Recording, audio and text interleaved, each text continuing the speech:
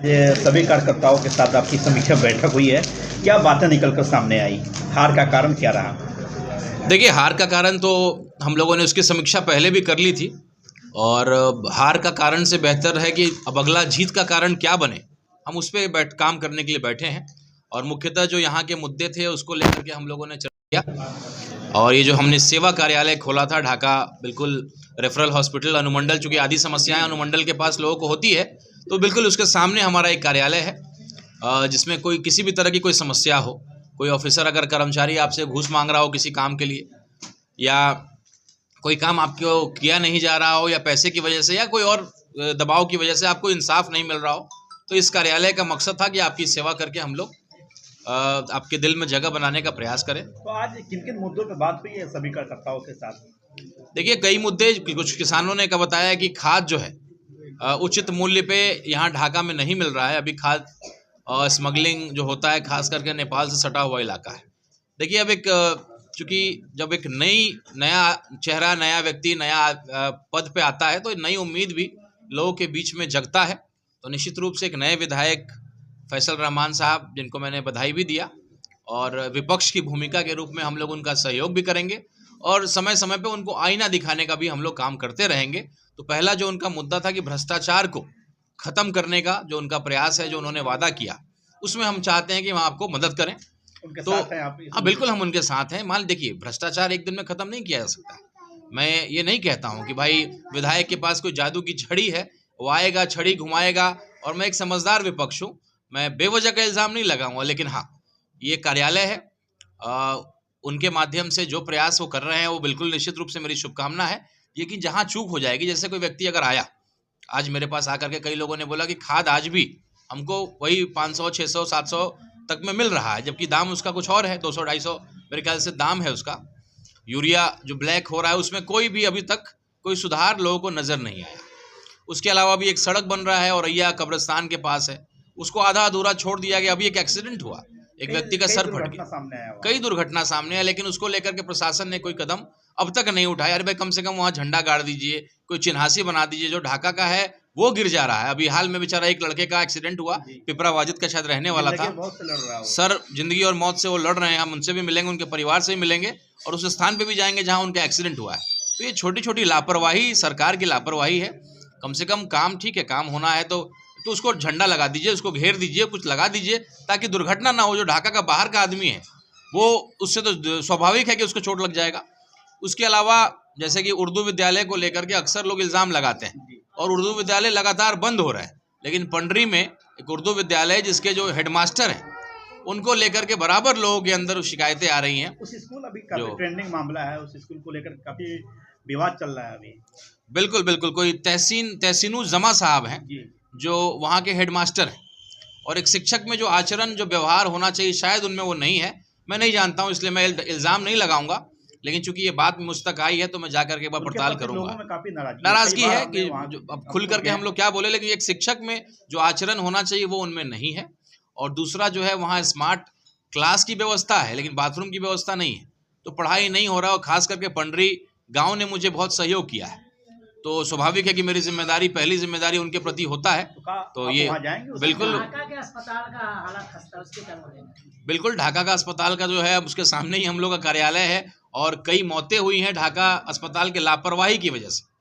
तो ये उम्मीद करते हैं, और ये कार्यालय हम लोगों ने आज से जो शुरू किया है, दोबारा शुरू तो पहले से था, लेकिन पुनः जो है, यहाँ हमारे कुछ जिम्मेदार लोग बैठेंगे और ऐसी जो समस्याएं हैं उसको उजागर कर करके लोगों को जगाने, समझाने का बात करेंगे। अभी विधानसभा का सत्र बहुत छोटा था, तो फैसल साहब को, हमारे विधायक जी को मौका नहीं मिला होगा सवाल उठाने का, तो शायद ये तो शपथ ग्रहण का था। लेकिन मुझे उम्मीद है कि अगला जो बजट सत्र होने वाला है, उसमें वो सारे मुद्दे वो उठाएं। वो नहीं उठा पाएंगे तो हमारे पास भी 5 विधायक है, कम से कम 5 से कम 2-3 सवाल तो मैं उठवाऊंगा। इतनी क्षमता तो मुझ में है। पहले भी जो लहन ढाका में मुद्दा हुआ था, मैंने अख्तरुल ईमान साहब से सवाल उठवाया था। शिवहर में जो दलित को मार दिया गया था, उसमें हमने सवाल उठाया था। तो कई मुद्दे हैं, उसको लेकर के हम सवाल फिर से उठाने का काम करेंगे। हमारे 5 विधायक जीते हुए हैं, और उम्मीद है कि हम इतना जो है, हमारे जो नेता यहाँ के विधायक हैं, उनको हम लोग दबाव बना करके, उनको जागरूक करके, उनको समझा के, बता के हम लोग उनको कोशिश करेंगे सवाल उठाए। जैसे कि आज जो हमारा नगर का ऑडिटोरियम है, उस ऑडिटोरियम का जो है शक्ल देखने के लिए ढाका की जनता तरस रही है। तो ये अब हम चाहते हैं कि कुछ चंद अगर 4-5 बातें हम कहें तो मेरा यही ये होगा कि खाद जो है उचित दाम पे यहाँ मिले, ऑडिटोरियम जो नगर में खुला है उसमें हम लोग जाकर के खेल सकें, कुछ बैठ सकें, कुछ ऑडिटोरियम का लाभ ले सकें। भ्रष्टाचार जो है थाना पुलिस ब्लॉक में ख़त्म हो, एक दिन में ख़त्म नहीं होगा लेकिन दबाव बनाइए और दिखना चाहिए, जनता को दिखना चाहिए कि आप क्या प्रयास कर रहे हैं। तो भ्रष्टाचार को रोकने के लिए विधायक जी क्या प्रयास कर रहे हैं, मैं उनसे आग्रह करूंगा कि उन प्रयासों को दिखाने का प्रयास करिए। एक कॉल सेंटर नंबर जारी करिए, कोई कार्यालय जारी करिए, कुछ बताइए, समझाइए कि भाई भ्रष्टाचार अगर हो रहा है, कोई उनसे घूस मांग रहा है तो वो कहाँ जाएँ, किसके पास जाएँ, या कैसे जो है उसको ख़त्म करने के लिए आपकी क्या प्रयास है। बस स्टैंड की बात उन्होंने कही है, एक मैं इंटरव्यू सुन रहा था, तो अच्छी बात है, उस दिशा में वो पहल करें। हमारी जहाँ ज़रूरत पड़ेगी हम लोग भी उनके साथ खड़े हैं।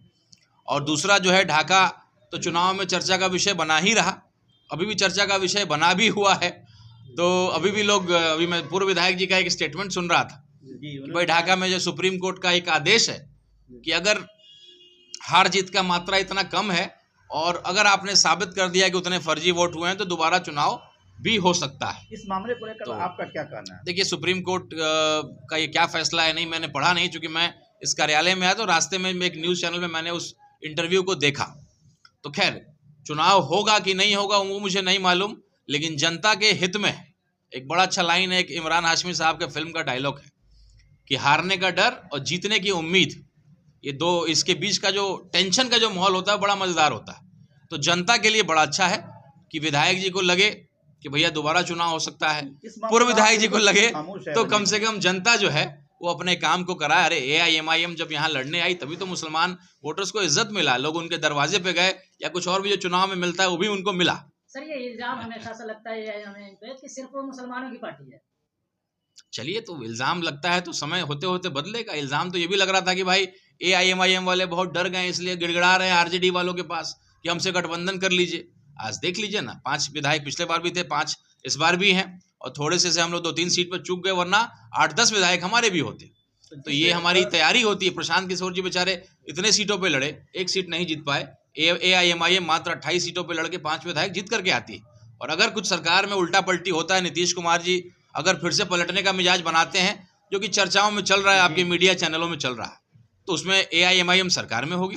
भाजपा अगर अलग हो जाती है तो JDU को हम लोग सपोर्ट कर सकते हैं, ऐसे हमारा प्रदेश अध्यक्ष जी ने कहा है, और AIMIM हो सकता है कि सरकार में आकर के सेवा भी कर सकती है। जिस एनर्जी के साथ आप चुनाव से पहले ढाका विधानसभा के हर मुद्दे पे नजर आ रहे थे, क्या चुनाव हारने के बाद आपको काफी कम वोट भी मिले, तो क्या पहले की तरह फिर वही अंदाज, वही तेवर में राणा रंजीत नजर आएंगे?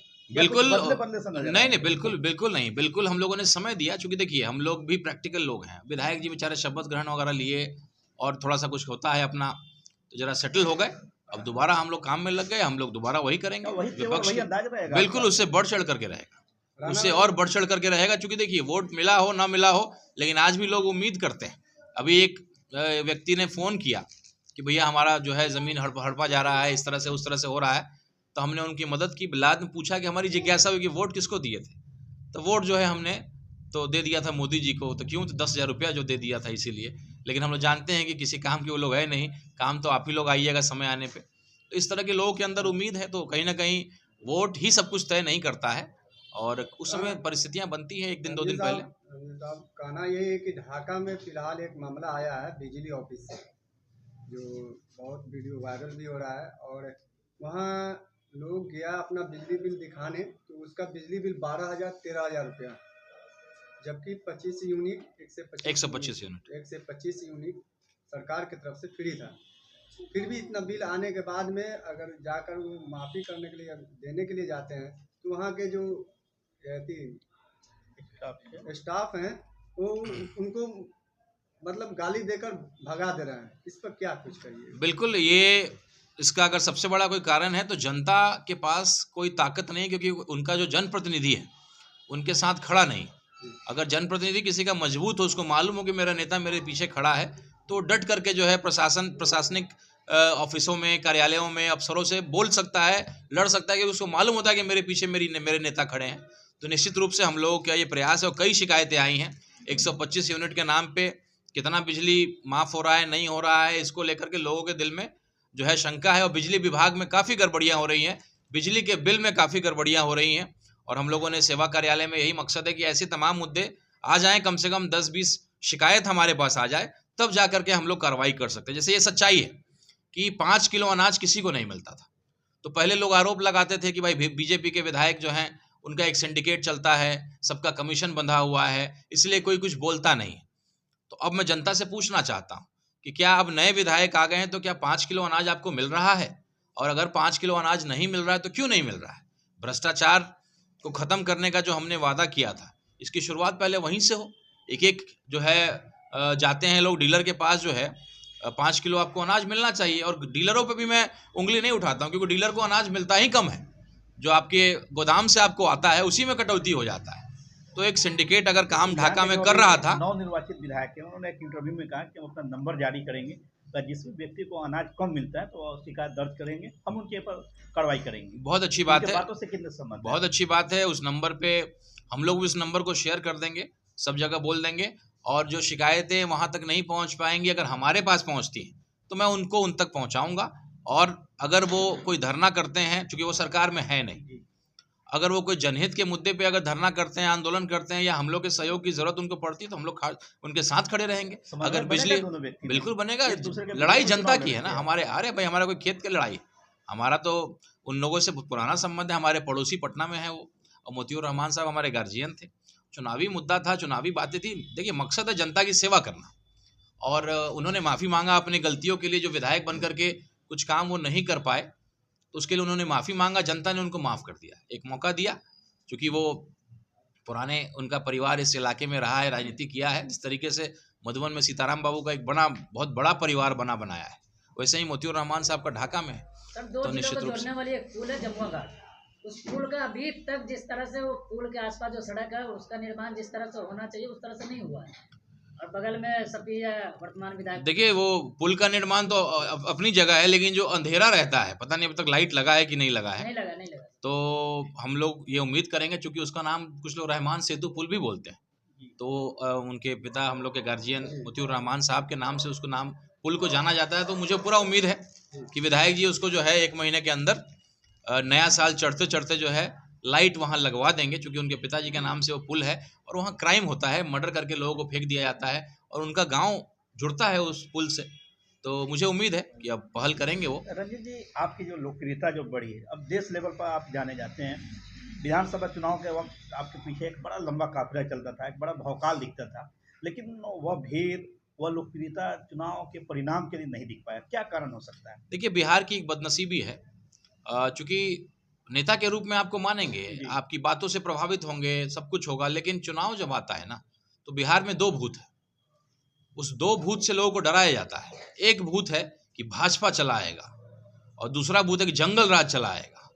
तो ये कुछ नई पार्टियां जो संघर्ष कर रही हैं, जैसे जन स्वराज के प्रशांत किशोर जी, उन्होंने कई मुद्दों को उठाया, और आज प्रशांत किशोर जी की हार नहीं हुई है। मैं मानता हूं कि वो जीते हैं। जीत कैसे है कि बिहार का पहला जब कैबिनेट की मीटिंग होती है, तो चर्चा होती है कि बंद पड़े चीनी मिलों को चालू किया जाएगा, बंद पड़े उद्योगों को चालू किया जाएगा, निवेश किया जाएगा। ये आज तक कभी मुद्दा नहीं बनता था।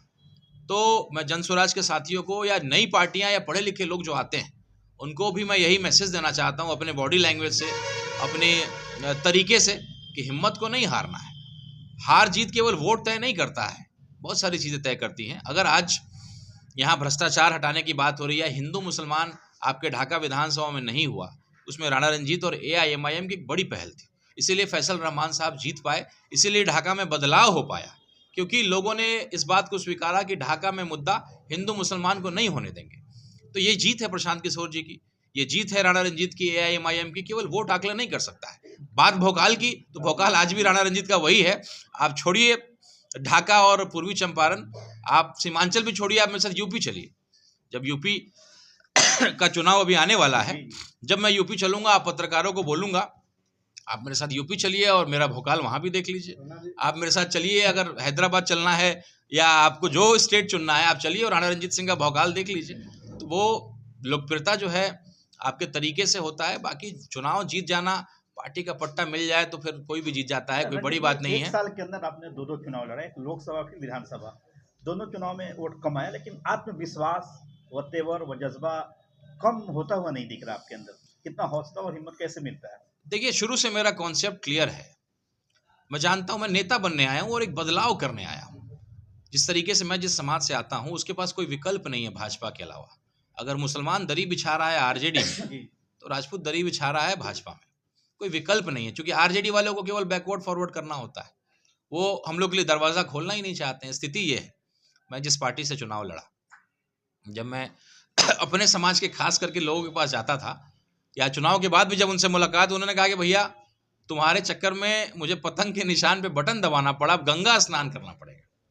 तो इस तरह की भाषा हिंदू खास करके बोलते हैं, और आरजेडी के लिए राजपूत समाज, फॉरवर्ड समाज बोलता है कि भैया इसको बटन दबाए तो नहाना पड़ेगा और हमारे लिए तो गंगा स्नान करना पड़ेगा। तो ये सोच है, पार्टियों को उठना पड़ेगा इससे। मानसिकता को आप चेंज क्यों नहीं कर पाए? वही आपने काफी मेहनत किया था, लोगों को घर घर तक आप गए, लोगों को मनाने का कोशिश किया, एक एक चीजों को बताया, आप एक एक पहलू को आपने गिनवाने का काम किया, लेकिन फिर भी लोग आपके बात को नहीं माने। देखिए ये जरूर कहते हैं कि राणा रंजीत एक अच्छे नेता है, एक अच्छे परिवार से आते हैं, एक अच्छा बोलते हैं, मुद्दे की बात करते हैं, लेकिन फिर आपके नाम को वोट नहीं करते हैं। क्या कारण हो सकता है? ये पार्टी कारण है या खुद राणा रंजीत के अंदर कुछ कमी है? देखिए पार्टी भी एक कारण है, चूंकि इस पार्टी से कुछ लोगों को परहेज है। जी अगर मैं निर्दलीय चुनाव लड़ूं या ये लड़ूं तो शायद मुझे वोट ज़्यादा आ जाए, लेकिन बात वो नहीं। मैंने जिस लड़ाई को, जिस अभियान को अपने कंधों पे उठाया है, उस अभियान को लेकर के चल रहे हैं। और जीत मेरी, मैं विधायक बन जाऊंगा, सांसद बन जाऊंगा तो जीत नहीं हो जाएगी। जब मैं एक नया समीकरण तैयार कर लूं, बदलाव हो, विकल्प हो जनता के पास, तब मैं मानूंगा कि मेरी जीत हो जाएगी। 5 विधायक AIMIM के, कोई बड़ी बात नहीं कि आने वाले भविष्य में 25, 30, 50 विधायक भी इस पार्टी के हो जाएं, तो राणा रंजीत MLC और राज्यसभा जा सकता है, कोई उसके लिए बड़ी बात नहीं, जिस तरह का सम्मान पार्टी मुझे देती है। तो मेरा लक्ष्य है कि लोगों के मानसिकता को बदलना। ये पार्टी एक पढ़े लिखे व्यक्ति की पार्टी है। बैरिस्टर असदुद्दीन ओवैसी साहब एक पढ़े लिखे, एक बेबाक नेता हैं, जो हर समाज, हर धर्म को लेकर के चलते हैं, और मुसलमानों की लड़ाई लड़ने की हिम्मत सब में है नहीं।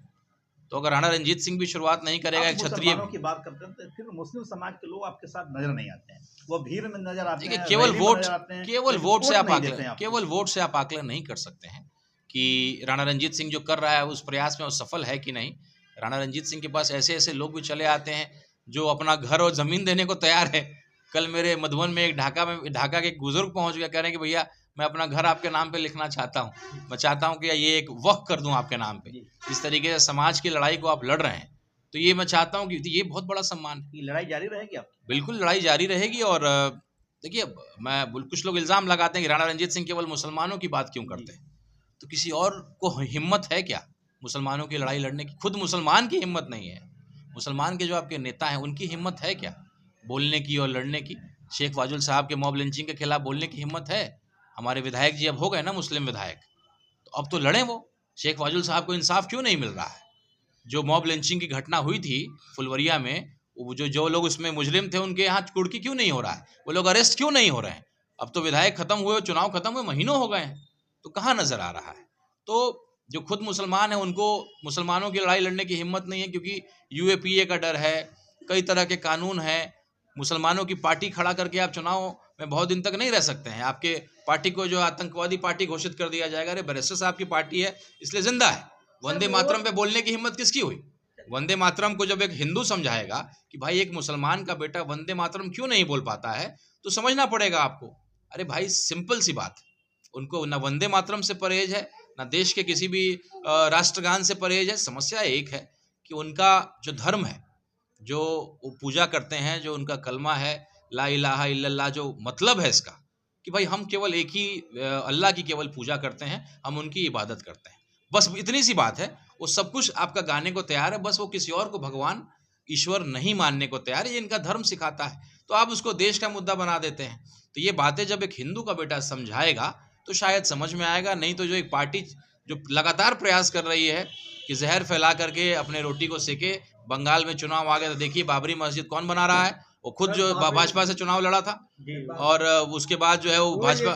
सर एक बात वो बोल रहे हैं, हुमायूं कबीर जी ने बोल रहे हैं कि मैं छोटा वैसी हूँ, बंगाल में उनसे गठबंधन करूंगा, मैं उनसे गठबंधन करूंगा। आदिल हसन क्या इस पे क्या पहुंच कहिएगा? गए। इस पे आप क्या कहिएगा?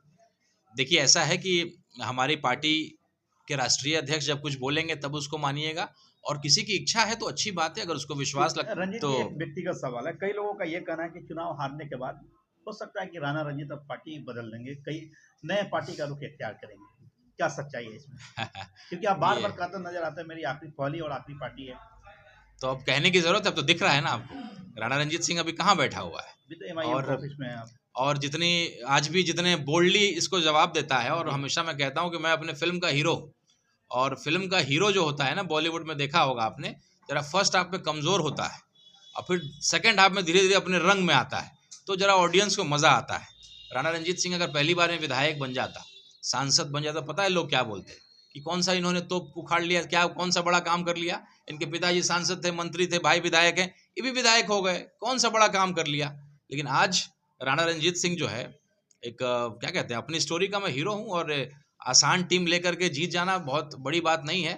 एक ऐसे लोगों की, एक ऐसे वर्ग की लड़ाई में लड़ रहा हूँ कि उसको जब मैं जीतूंगा तो उसका शोर बहुत दूर तक जाएगा। अरे जीतना छोड़िए, प्रयास मात्र से मुझे इतना सम्मान मिलता है। मैं कहता रहा हूँ, जब मैं यूपी चलूंगा तो आप मेरे साथ चलिएगा और आप देखिएगा कि राणा रंजीत सिंह कौन है और राणा रंजीत सिंह ने क्या कमाया है। कभी इस बात का दुख नहीं हुआ जिनके पिता बिहार सरकार के मंत्री रहे, शिवहर के सांसद रहे, लालू यादव के एक जमाने में बेहद भरोसेमंद और करीबी माने जाते थे, उनके पुत्र जब चुनाव लड़ते हैं तो लोग नकार देते हैं, वोट नहीं मिल पाता है।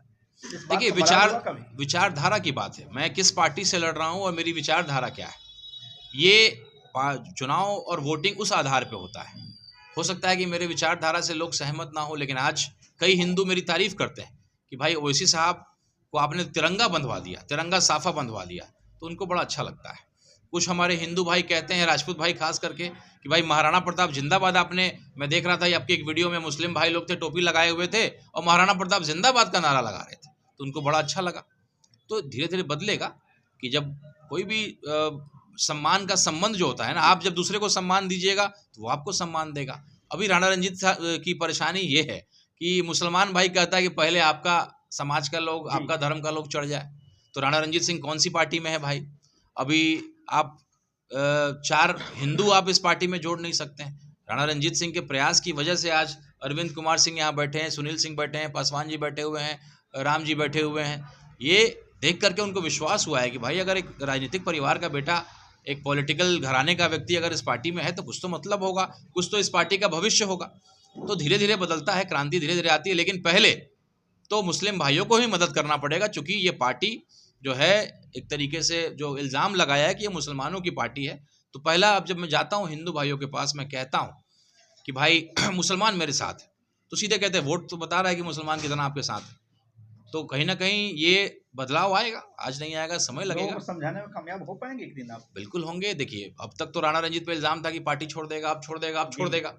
लोकसभा में जब मैंने नहीं छोड़ा, विधानसभा में भी उसी शिद्दत से लड़ा। तो जो फोटो जो वायरल किया जाता है, विरोधी मेरे फोटो को वायरल करते हैं, जो भाई के चुनाव में भाई को मदद किया, इस बार वो फोटो नहीं चला। लोगों ने देखा कि ये सब पुरानी कहानी है, पुराना रिकॉर्डिंग है। तो अब ये मुद्दा नहीं रह गया कि राणा रंजीत इस पार्टी को छोड़ेगा कि नहीं छोड़ेगा। ये विश्वास तो मैंने जीत लिया है। अब जो है इस पार्टी को लेकर के लोगों में जरा सा, हिंदुओं में खास करके है कि भाई बैरिस्टर साहब और ओवैसी साहब मुसलमानों के नेता हैं, इसको भी बदलेंगे। जिस तरीके से पाकिस्तान को लताड़ने का उन्होंने काम किया, उन्होंने बताने का काम किया कि भैया हमने अपनी मर्जी से इस देश को चुना है, हम जिन्ना के साथ नहीं थे।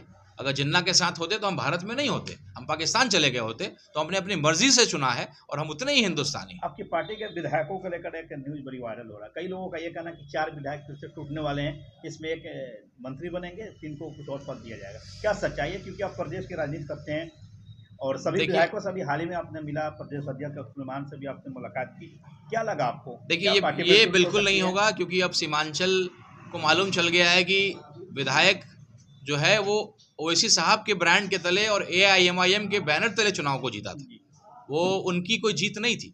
टूट की कोई संभावना? इसीलिए जब जिन्होंने धोखा दिया उसको टिकट तक नहीं दिया आरजेडी। आप सोचिए कि कोई पार्टी छोड़ करके आता है, उसको टिकट तक नहीं दिया, क्योंकि मालूम है कि वहाँ लोकप्रियता जो है ओवैसी साहब की है, पार्टी की है, पतंग के निशान की है। तो पार्टी छोड़ करके जाइएगा तो फिर आपकी नेतागिरी खत्म हो जाएगी। एक विधायक ने नीतीश कुमार को अपना आदर्श तक बता दिया है। कोई बात नहीं, इसमें क्या दिक्कत है? मैं कहता हूँ प्रशांत किशोर जी को मैं अपना आदर्श मानता हूँ, लेकिन उनके कई विचारों से अलग रहता हूँ। तो सीखने के लिए तो बिल्कुल नीतीश कुमार जी हम लोग के भी आदर्श है। नीतीश कुमार जी ने जो बिहार के लिए बदलाव किया है, और आज भी जब बात भाजपा को चुनने की आएगी तो हम लोग नीतीश जी पे विश्वास करते हैं कि एक सेक्युलर मिजाज के आदमी है। थोड़ा वक्फ बोर्ड में उन्होंने बेईमानी किया है, थोड़ा सा तबीयत वगैरह ठीक नहीं है, इसलिए। आपके नेतृत्व में तिरहुत प्रमंडल में AIMIM मजबूती पेश करेगी इस बार जो अपकमिंग विधानसभा चुनाव होंगे? बिल्कुल लगातार कर रही है, और हम लोग तिरहुत में 3 सीटों पे हम लोग चुनाव लड़ने थे, एक में जो है नॉमिनेशन रद्द हो गया और महुआ से जो हमारे उम्मीदवार लड़े अच्छा वोट लेकर के आए। जी तो तिरहुत स्नातक चुनाव भी होने वाला है और शिक्षक आपको सारण क्या शिक्षक उसमें का आपके चुनाव है। प्रत्याशी रहेंगे कोई? वो हमारे प्रदेश की कमेटी तय करेगी, हम लोग देख रहे हैं कोई अच्छा अगर हम लोग के पास उम्मीदवार आता है तो हम लोग बिल्कुल। तिरहुत में शिक्षक भी है, तिरहुत में स्नातक भी है और सारण में जो है शिक्षक का चुनाव है, तो उसमें अगर कोई अच्छा उम्मीदवार आता है तो हम लोग इस पर विचार करेंगे। रंजीत जी, ये ढाका सहित पूरे बिहार की जनता से क्या कहना चाहेंगे आप? देखिए, ढाका की जनता से यही कहना चाहते हैं कि यही समय होता है जब किताब बदला है तो पन्नों को जरा तरीके से सलीके से पलटा जाए और जो भ्रष्टाचार की बात कही गई थी उस पर आज जागरूक हो जाइए। जहाँ कोई शिकायत है तुरंत चढ़ाई करिए। अगर 2-3 महीने आप शांत हो जाइएगा तो फिर वही पुरानी कहानी शुरू हो जाएगी। इसलिए आप जागरूक रहिए, मैं जागरूक रहूँगा और अपने नेता को भी जागरूक रखिए और अफसरों को भी बताइए कि भाई अब बदलाव हो गया है, वही ढीला ढाला रवैया, घुसखोरी वाला रवैया अब नहीं चलेगा। तो ये अगर 1 महीने हम टाइट रह गए, अगर 5 किलो अनाज आपको नहीं मिल रहा है तो आज आप शिकायत दर्ज कराइए, मैं आपके साथ खड़ा हूँ। और जो आपके विधायक जी हैं उन्होंने भी भ्रष्टाचार के खिलाफ मोर्चे को, अपने आंदोलन को शुरू किया है, उनको बताइए। वहाँ से एक्शन नहीं होता तो आप हमको बताइए। तो ये समय है, अगर 1 महीना 2 महीना अगर आप इन अफसरों को लगाम लगा सके तो ये पूरे 5 साल आप फिर निश्चिंत रहिएगा और एक एक कर्मचारी ईमानदारी से काम करेगा, घुसखोरी खत्म होगा और शायद एक बेहतर ढाका हम लोग बनाने का जो सपना देखे थे उसको देख पाएंगे। तो विपक्ष की भूमिका में राणा रंजीत आपके साथ खड़ा है, आपके नेता को, आपके अफसरों को हमेशा जगाने का काम करता रहेगा।